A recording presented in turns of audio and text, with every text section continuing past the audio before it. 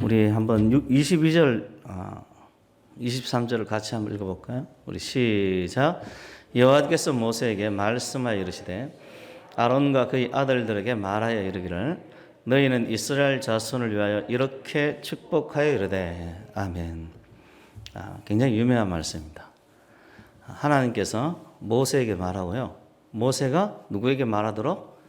이 아론과 그의 아들들, 제사장들에게 말해서 제사장들이 이스라엘을 축복하게 해라. 이게 이 성경에서 유명한 원리 중에 하나입니다.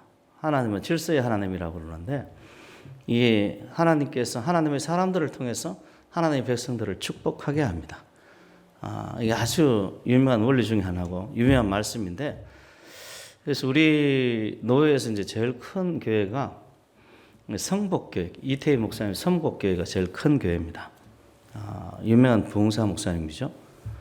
시중에 가면 정기집도 아마 간정집, 정기집도 사모님 간정집, 이태희 목사님 간정집 두 개 나와 있을 거예요. 그래서 여기는 목사님이 축도를 삼위 하나님 이름으로 축도하는 게 아니라 오늘 본문 말씀을 가지고 축도를 해요. 여호와는 내게 복을 주시며 너를 지키시기를 원하고 여호와는 그의 얼굴을 내게 비추사 은혜 베푸시기를 원하고 여호와는 그 얼굴을 내게로 향하여 드사 평강 주시기를 원하노라. 오늘 이 본문 말씀 그대로 축도할 때 그렇게 하시더라고요. 예배 때마다 이제 이 말씀을 듣는 거죠. 그런데 이제 이 말씀이 되게 이상한 게 있어요. 이상한 게 있는데 그건 뭐냐면 이 말씀이 민수기라는 책에 기록되어 있다는 겁니다. 우리도 이제 민수기 6장 읽었잖아요. 민수기라는 이 책이 그냥 모세 오경 중에서 여러분이 성경 중에 성경이 또 모세 오경이라고 할 수 있는데 창세기, 출애굽기, 레위기, 민수기, 신명기죠. 신명기. 이 모세 오경 중에서 가장 무서운 책이 이 민수기입니다. 왜냐하면 하나님의 징계가 많아요. 징계가. 우리나라는 이제 민수기, 영어로 하면 numbers라고 하죠. 숫자. 인구 계수를 했기 때문에 아마 그렇게 이름을 지은 것 같아요. 근데 히브리어 성경은 제목이 광야에서입니다. 광야에서 벌어진 일들, 광야에서요. 제목조차도 좀 메마르죠. 광야라는 말 자체가. 실제 내용도 이제 광야에서 겪은 여러 가지 일들이 기록되어 있는데 많은 경우가 이 징계에 대한 거예요. 광야 생활 자체도 사실은 하나님의 징계였죠. 하나님의 벌이었어요. 그래서 연단의 과정이기도 하지만은 어쨌든 내용은 가나안 땅에 믿음으로 들어가지 못하고 불신앙에 대한 이 징벌이 바로 이 광야의 40년 생활이었습니다. 이 민수기라는 책의 제목이 원래 제목이 이 광야에서예요. 광야에서. 그렇기 때문에 이제 민수기를 제대로 보기 시작하면 무섭습니다. 처음 보는 사람들은 왜 이렇게 막 사람만 세냐 이렇게 생각하지만은 조금만 내용을 들여다보면 무서워요. 무서워. 그 이유는 이제 이스라엘 범죄에 대해서 하나님께서 징벌하시고, 징벌도 그냥 한두 명 죽어 나가는 게 아닙니다. 몇만 명, 몇천 명, 몇십만 명씩 죽어 나가니까 하나님의 분노가 많이 기록된 책이 이 민수기예요. 민수기. 그 이스라엘의 원망과 불평들에 대해서 하나님께서 징계하시고, 이 모세에 대한 이 반역, 모세에 대한 반역에서도 하나님께서 징벌하시고, 우상 숭배에 대해서도 하나님께서 징벌하십니다. 그런 책에 오늘 이 본문 말씀이 기록되어 있는 거예요. 참 기이하죠. 기이해요.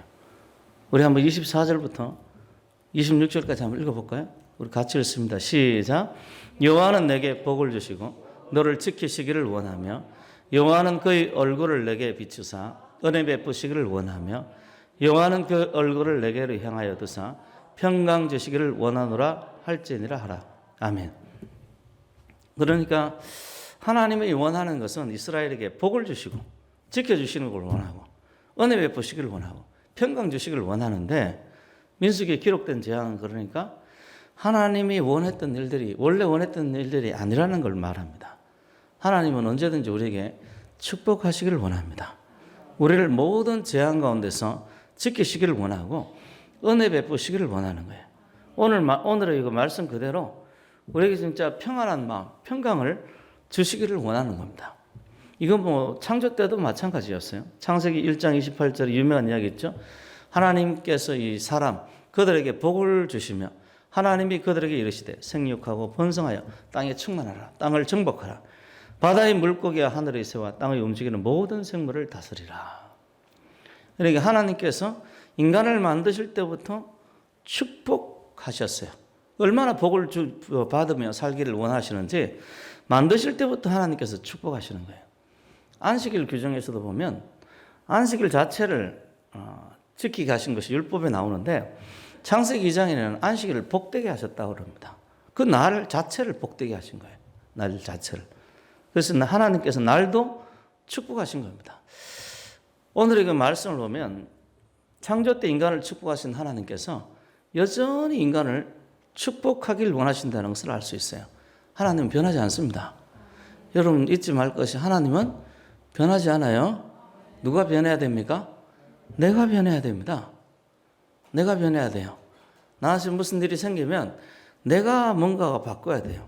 하나님이 우리를 향한 그 사랑과 축복에 대한 의지, 긍휼, 구원을 향한 그런 의지는 절대로 변하지 않습니다. 문제는 항상 우리한테 있어요. 우리한테. 우리가 하나님이 주시는 복을 받아야 되는데 우리가 거절하는 거예요. 저도 이제 뭐 이렇게 옛날에는 우리 중고등부 애들이 있을 때 가끔 돈을 줘봤어요. 1,000원도 주고 5,000원도 주고 10,000원도 주고 줬는데 제가 이렇게 주는 이유가 하나님의 은혜가 그저 주어준다는 거. 그 설교를 하면서 줬어요. 그랬더니 여러분도 보셨죠? 받아요, 안 받아요? 안 받습니다. 안 받아요. 그래서 아마 목사님이 그 농담하고 있는가, 쇼하고 있는가 그렇게 생각했을 수도 있어요. 그래서 가지라고. 자, 너한테 줄 테니까 가져라. 한 번은 이제 우리 박지혜 교회 나오나?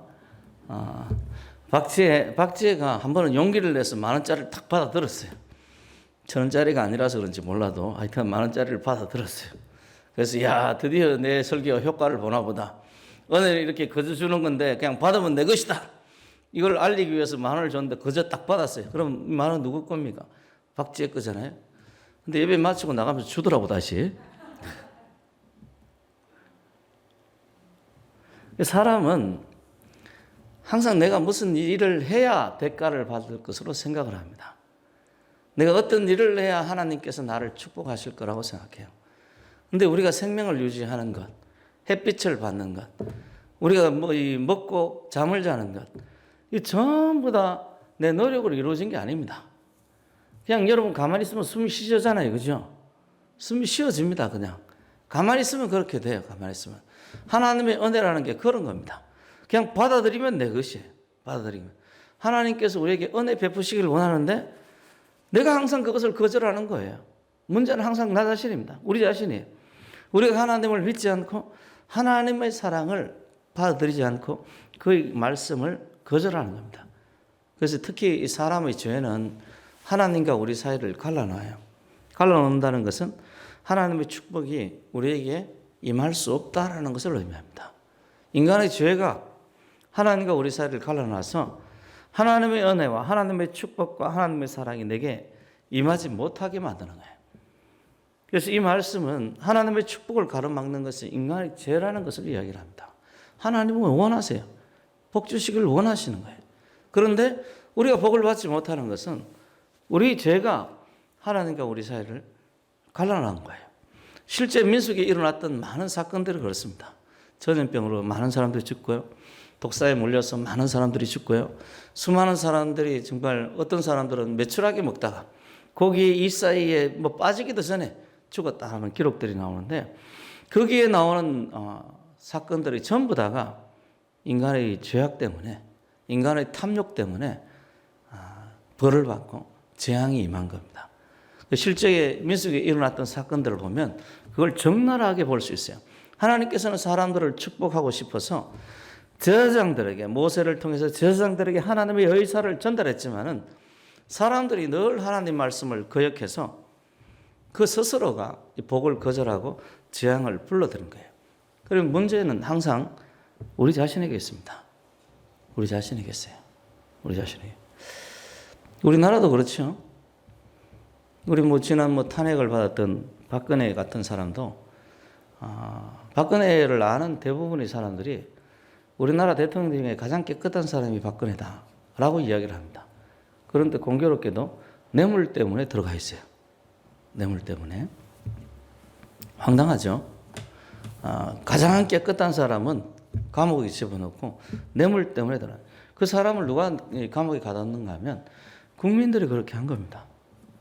스스로가 깨끗한 대통령을 거절하고 정가 사범 대통령을 맞이하려는 그런 사람들이. 황당하죠. 얼마나 황당합니까? 여러분 황당하지 않습니까? 저는 너무 황당해요. 그런 것을 보면 너무 황당한 거예요. 정가 사범이 어제 그런 이야기했어요. 자기는 인생을 돌아보는 건데 잘못한 일이 없다는. 자기는 너무 깨끗하다는 거예요. 정가 사범이. 정가 사범만 그런 게 아니고 거짓말 있는 게 아니죠, 사실은. 거짓말 있는 게 아니에요. 수많은 죄악이 있는데도 자기가 깨끗하다는 거예요. 깨끗하다는 거예요. 그걸 우리 같은 사람은 안 믿죠. 누가 믿느냐 하면 그 사람을 지지하는 사람들이 믿습니다. 참 불쌍한 거예요. 불쌍한데. 그래서 참 항상 문제의 원인은 나에게 있습니다. 여러분 잊지 마세요. 문제의 원인은 축복을 가로막는 원인은 누구에게 있다고요? 나에게 있어요. 나에. 그런 것을 잘 볼 수 있는 게 십자가죠. 그리고 십자가를 묵상하면 성경의 대부분의 사건들이 이해가 됩니다. 이해가 돼요. 그 십자가에는 하나님의 아들 예수께서 우리의 허물과 죄를 대신해서 징벌을 받고 죽으신 사건이 십자가 사건입니다. 그 사건을 통해서 우리가 배워야 될 큰 두 가지가 있는데 하나는 하나님께서 죄를 얼마나 미워하는지를 봐야 됩니다. 죄를 굉장히 미워해요. 또 하나는 사람들을 얼마나 사랑하는지를 봐야 돼요. 하나님께서 죄를 얼마나 미워하느냐. 자기 아들을 십자가에 죽일 정도로 미워하는 거예요. 무섭지 않습니까? 대개의 부모들은 자식들이 잘못하면 봐주거든요. 그죠? 포장해주고 변호해주고 그렇게 합니다. 그런데 하나님께서는 자기 아들을 죽일 정도로 자기 아들을 십자가에서 형벌을 받고 하나님의 저주를 받게 할 정도로 죄를 미워하시는 거예요. 우리가 죄를 저지를 때 그래서 이 사실에 대해서 깊이 생각해야 됩니다. 우리가 악한 일을 할 때 하나님께서 나를 어떻게 보시는가? 하나님 어디서나 계시잖아요? 믿으십니까? 하나님 여기 계십니다? 하나님께서 내가 악한 일을 행하실 때 하나님께서 어떻게 보고 계시는지를 십자가를 보면서 깨달아야 됩니다. 하나님께서 우리를 얼마나 사랑하는가? 얼마만큼 우리를 사랑하는가? 그것 또한 자기 아들을 십자가에 대신 죽게 하신 것을 보면 알 수 있어요. 때로 실패하고 우리 자신에 대해 실망할 때가 있겠죠. 사람들 보면 자존감이 굉장히 떨어진 사람들이 있어요. 근데 잊지 말아야 됩니다. 하나님께서 자기의 아들을 내어주실 정도로 우리를 사랑하십니다. 하나님께서 우리를 사랑하시는 거예요. 전능하신 하나님, 이 만주의 주님 되시는 하나님께서 우리를 자기 아들을 내어주실 정도로 우리를 사랑하시고 우리가 구원받기를 원하시고 우리가 복을 받기를 원하십니다. 십자가에서 죽어야 될 사람은 우리 자신이었는데 그럼에도 불구하고 하나님께서 우리를 사랑하셔서 우리를 대신해서 자신의 아들을 죽이신 거예요. 그래서 우리가 삶 가운데 늘 생각해야 될 부분들이 하나님께서 얼마나 죄를 미워하시는지 그가 우리를 얼마나 사랑하시는지 이걸 생각해야 됩니다. 그래서 왜 하나님께서 이렇게 했을까? 왜 하나님께서 우리를 대신해서 자신의 아들을 십자가에 내어주셨을까? 이런 생각들이 우리로 하여금 하나님의 길로 걸어가게 만듭니다. 그래서 생각하게 만들어요. 하나님께서 나를 사랑한다는 거. 우리 따라 한번 볼까요? 하나님은 나를 사랑하신다. 하나님은 나를 사랑하시는 거예요. 또한 우리에게 복을 주시길 원합니다. 여러분 잊지 마세요. 하나님께서 우리를 축복하시길 원하십니다. 또 하나님께서 우리에게 은혜를 베푸시길 원해요. 죄를 지어도 이 죄를 어떻게든 좀 해결해 주시기를 원하십니다. 은혜 베푸시길 원해요. 이것은 우리를 향한 하나님의 뜻입니다. 오늘 본문에 그대로 나와 있잖아요. 우리가 기도할 때나 혹은 집안일을 할 때나 직장일을 할 때도 이 사실을 잊지 말아야 됩니다. 그래서 이 사람이 생각한 대로 살게 돼 있는데요.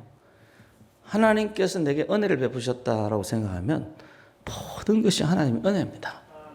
은혜예요. 은혜라. 그래서 하나님께서 내가 하는 일에 복을 주시길 원하신다라고 생각하면 또 축복이 우리 가운데 임해요. 여러분들 그래서 이재명 씨나 이 홍준표 씨나 이런 사람들을 볼 때 제가 참 희한하다. 한 사람은 범죄자가 되고 한 사람은 검사가 되었구나.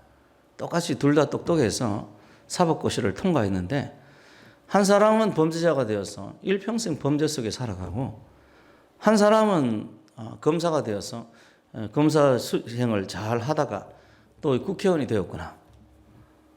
그 사람 자라온 환경은 이재명 씨보다 어떻게 보면 홍준표 씨가 더 안 좋아요. 더 안 좋아.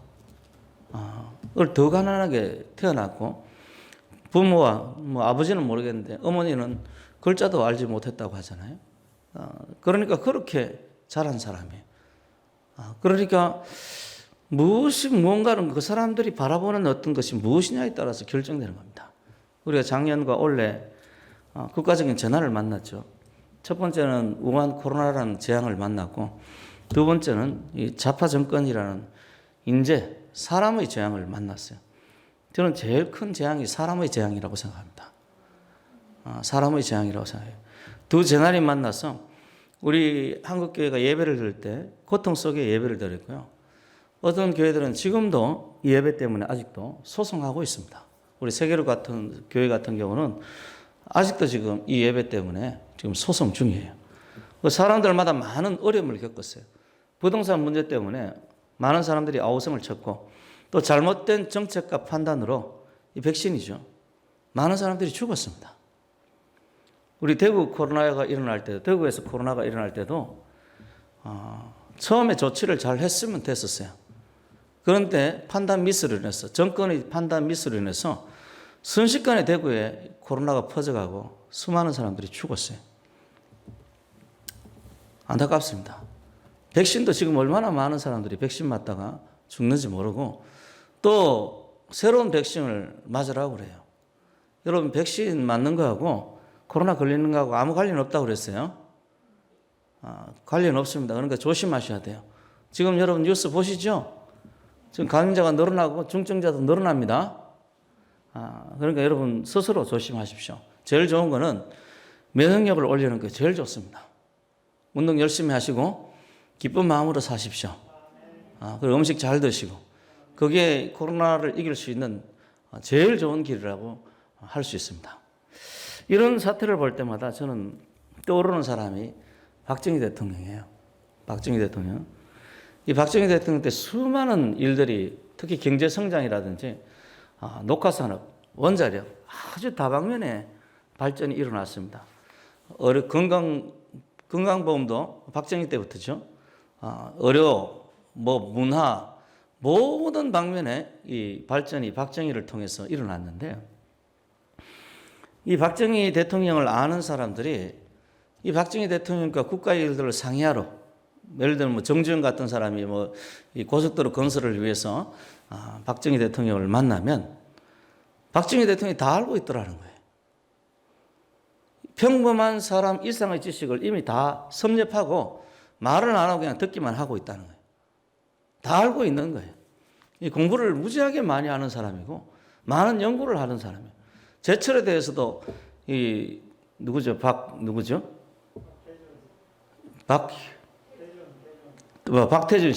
박태준 씨한테 맡길 때도 박태준 씨는 오히려 아무것도 별로 아는 일 없이 그냥 맡았어요.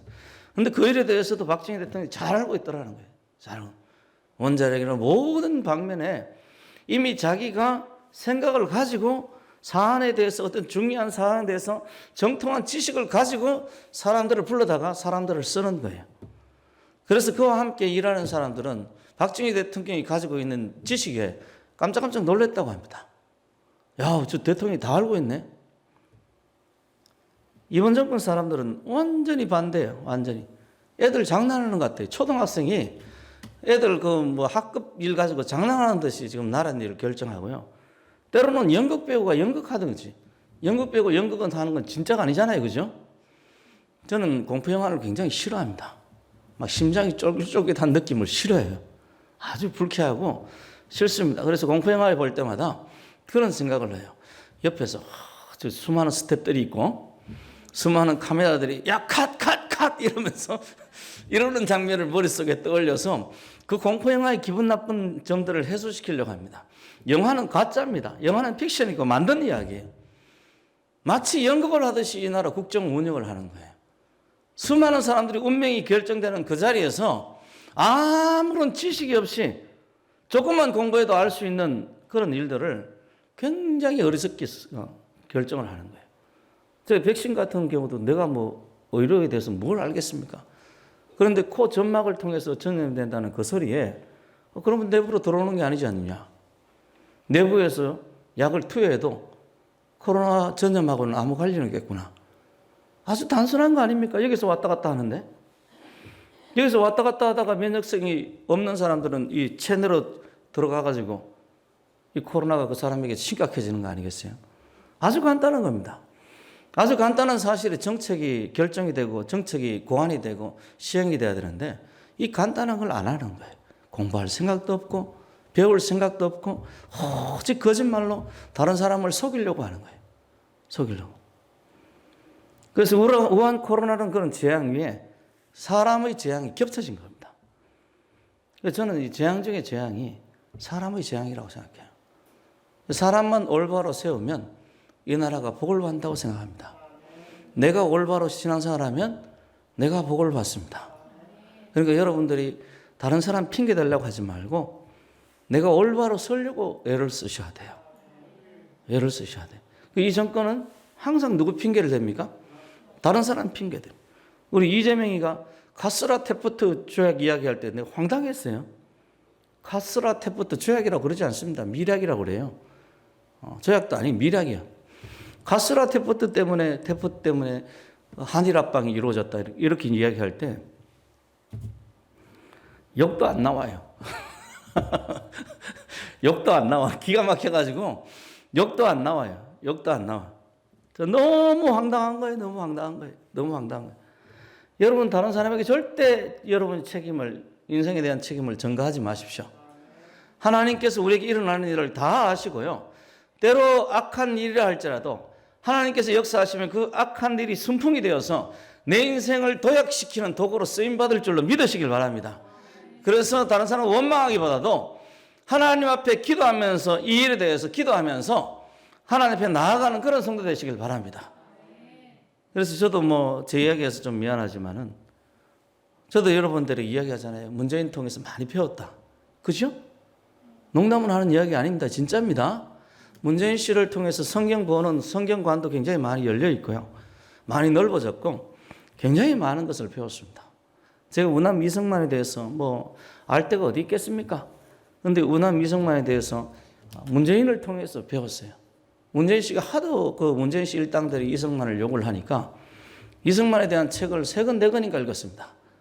입담하는 500, 600페이지 되는 책들을 그렇게 읽었어요. 그리고 이성만 별장에 제가 수시로 갑니다. 아마 6번 정도 간 것 같아요. 할렐루야. 동해에 있습니다. 여러분도 한번 가셨죠? 가셨죠. 그래서 거기 가가지고 이성만이 어떤 사람인지 한번 살펴보는 거예요. 문재인 씨 아니면 이런 일이 있을 수 있겠습니까? 감사하죠. 빨리 하나님의 공의가 문재인 씨에게 이루어지길 바랍니다. 그래서 민수기에 일어났던 일도 광야에서의 어려움의 문제가 아니고 인간이 하나님 앞에 범죄하는 거예요. 하나님을 거역하는 거예요. 불평불만 속에서 하나님을 원망하는 거예요. 이번 정권에서 일어났던 수많은 재앙과 닮아 있습니다. 우한 코로나로 인한 많은 사상자들, 백신으로 인한 많은 사상자들, 또 질병 그 자체보다도 이 정권의 판단 미스였고 부실한 대처죠. 부실한 대처로 인해서 이런 사건들이 일어나는 거예요. 그 가운데서 참 감사한 것은 이기적인지는 모르겠지만 우리 교회에서는 별다른 일이 없어서 너무 감사합니다. 이것은 우리의 노력도 아니고 우리의 능력도 아니고 하나님의 은혜라고 생각합니다.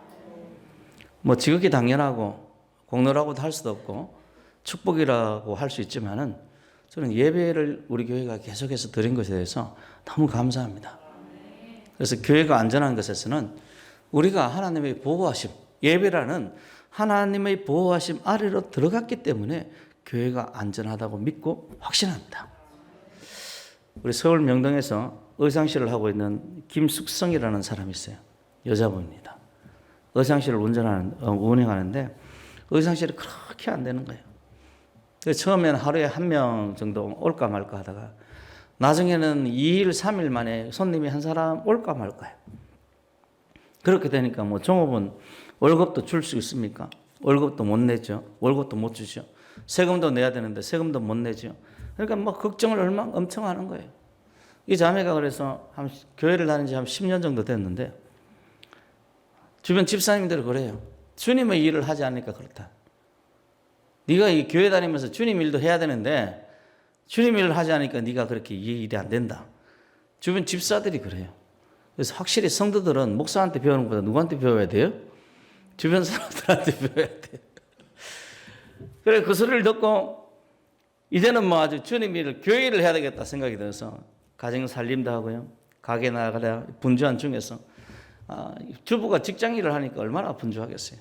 분주한 중에서 모든 일을 다 제쳐놓고 구역장직을 맡아서 구역원들 돌보고 신방도 하고 구역원들 데리고 기도원도 가고 2, 3일씩 가서 막 기도원에서 기도도 하고 오고 하여튼 사업을 미루고 이 교회 일, 주님의 일에 앞장서서 막 하는 거예요. 그런데요, 그 후에 하나님께서 가게를 축복하시는 거예요. 어느 정도인지 뭐 사람들이 막 불황이다, 안 된다, 환율 인상이다, 불경기다, 뭐 이렇게 막 이 가게를 한다, 안 한다 이러는 중에서도 그 구역장이 경영하는 이 가게는 김숙성 씨가 운영하는 가게는 계속해서 잘 되는 거예요. 계속해서 잘 되는 거예요. 불황을 모르는 가게인 거예요. 그래서 사람들이 당연히 저 가게는 왜 저러냐고 그러는 거예요. 순종하는 자에게 하나님 축복하십니다. 세상이 망해도 하나님 살아계십니다. 내가 하나님 앞에 나가고 하나님께 순종하고 주의 일에 힘쓰면 하나님께서 지켜주시는 게 하나님의 의무입니다. 의무. 하나님이 하실 일이에요. 우리가 하나님의 보호 아래 들어갔을 때 하나님께서 우리를 지켜주셔야 됩니다. 그래서 제가 이 11조를 위해서 기도할 때도 여러분 당당히 요구하잖아요. 하나님 이게 11조가 하나님 정말 모시기에 합당한 11조면 하나님 당신도 약속을 지켜주십시오. 우리 성도들이 하나님과 한 약속을 지켰습니다. 그러니까 하나님 당신도 지켜주셔야 됩니다. 물질로 축복해 주세요. 11조 들으신 분 불황을 통해서 별로 옳은 일이 없었죠? 그렇다니까. 하나님이 해야 될 일이에요. 그거는. 하나님이 하셔야 될 일. 그런 일들이 올 한 해 우리 교회를 관통했다고 생각합니다.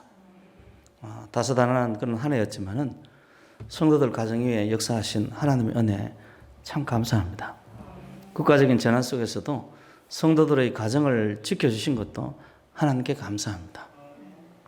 그리고 이제 기도하는 것은 성도들이 늘 주님께 순종하는, 그리고 순종을 힘쓰는 그런 가정이 되었으면 합니다.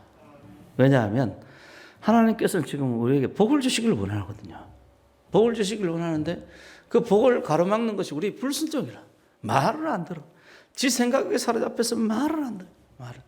그래서 이 이사야서 53장에 보면 우리는 각기 제 길로 자기 길로 갔거늘 여호와께서는 우리 무리의 죄악을 누구에게? 예수님에게 담당시켰다고. 그렇게 이사야서 53장에 나오잖아요. 그죠?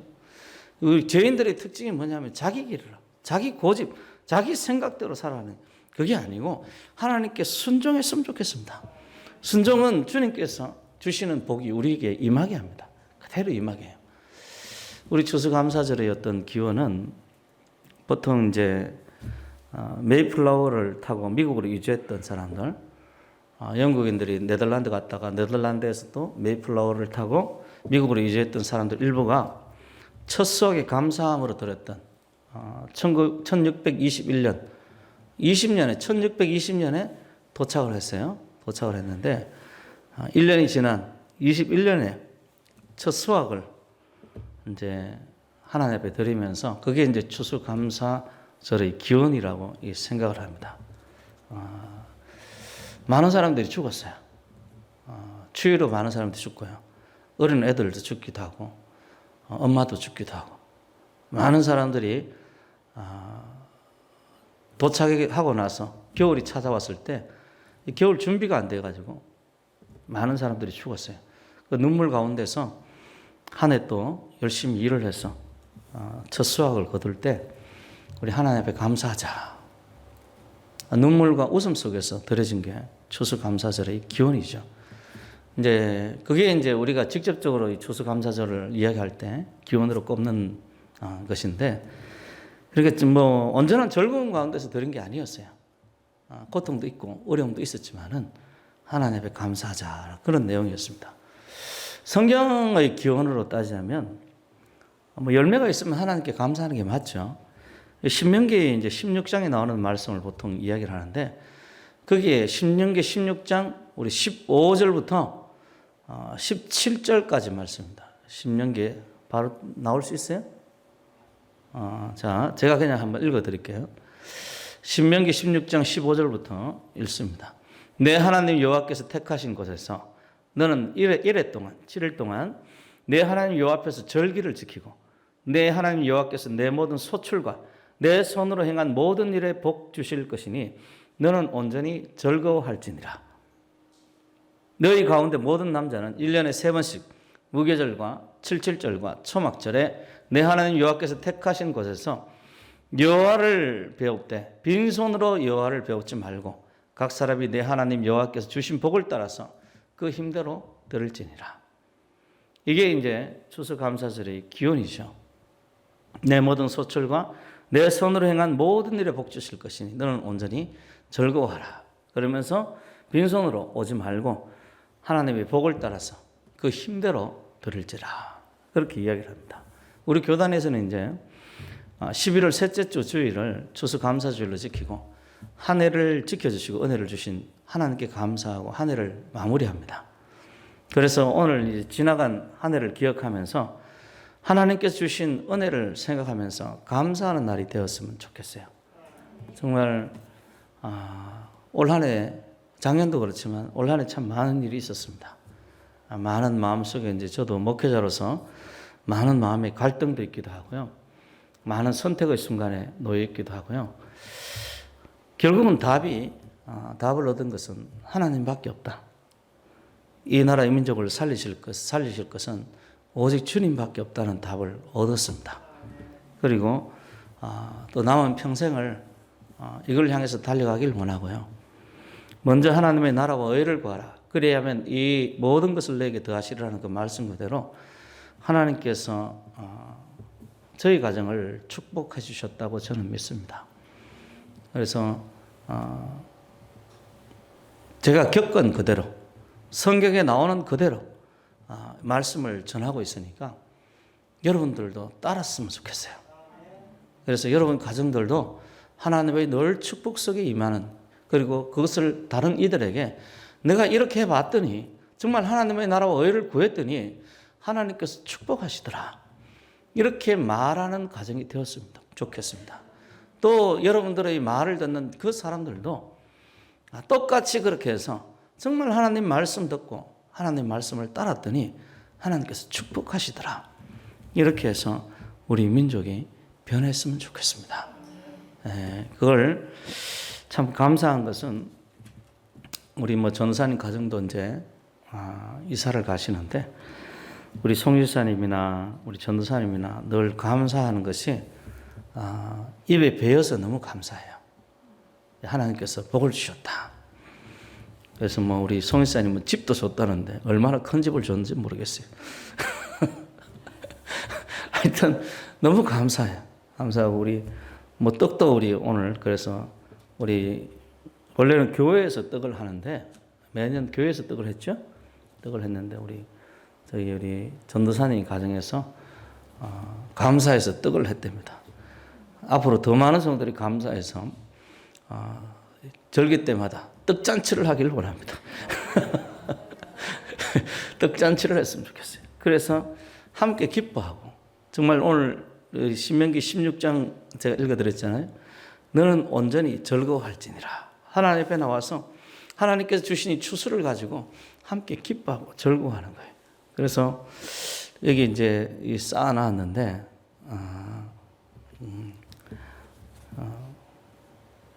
처음에 보니까 가지런히, 오늘 좀 보니까 좀 덜한데 처음에 보니까 너무 가지런히 있어서 딱 보면서 제사상이 딱 떠오르더라고요. 제사상이 딱 떠올랐어요. 그래서 집사람한테 내가 딱 보니까 너무 가지런해 이랬더니 집사람이 눈치가 엄청 빠르거든요. 그래서 내가 딱 떠오르는 게 있어 이랬더니 집사람이 하는 이야기 제사상 이러더라고. 그래서 좀 오늘은 이렇게 좀 약간 어지러놨어요.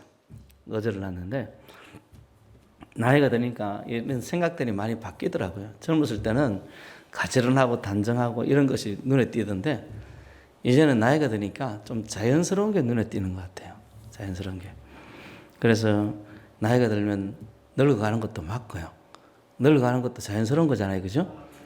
제가 이제 막 나중에 한 80이 됐는데 피부도 탱탱하고 머리도 까맣고 막 이렇게 그렇게 하면 누가 나를 그렇게 뱀파이어로 알지 사람으로 알겠습니까? 그냥 자연스러운 게 좋은 것 같아요. 자연스러운 게. 그래서 우리가 순리대로 살고 하나님 앞에 순종하며 살았으면 좋겠습니다. 무엇보다도 하나님의 은혜를 꼭 기억하고 하나님께서 여전히 우리를 사랑하시고 우리에게 복을 주신다는 사실을 뼛속 깊이 새겼으면 좋겠어요.